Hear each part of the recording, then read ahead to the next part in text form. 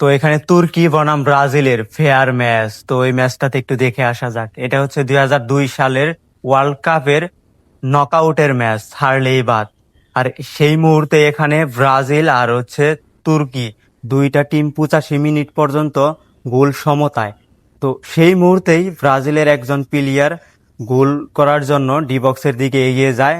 তো সাইড থেকে তুর্কির একটা প্লেয়ার গেঞ্জি টান দিয়ে ধরে, আর সেই মুহূর্তে ব্রাজিলের প্লেয়ার কামসারা শুয়ে পড়ে। আর সেটাই ডি বক্সের বাইরে শুয়ে পড়ে, সেটা করে কি রেফারি ডি বক্সে নিয়ে প্লান্টিক দিয়ে দেয়। তো এটা শুধু সেদিনকার দর্শকরা আহমদ হয়েছিল না, যে ধারাভাষ্যক আর সে পর্যন্ত আহমদ হয়ে গেছিল শুনের আগে। Should it really be a penalty? Bulk of the offence seemed to take place outside the area. তো দেখতে পাচ্ছেন সেও বলতাছে এটা তো ডি বক্সের বাইরে, এটা প্লান্টিক হয় কিভাবে? মালুম কি বুঝলেন বারা? ফাউলও ধরলো, প্লান্টিকও দিল, আবার লাল কার্ডও মারে দিল। তাহলে কি বুঝলে? কোনো সমস্যা নেই। আর এই গোলটা দিয়েই তখন ব্রাজিল নকআউট থেকে উঠে যায় আর ওয়ার্ল্ড কাপটা নিয়ে আসে।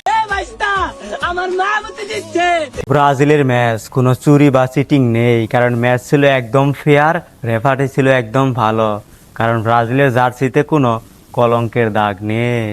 अच्छा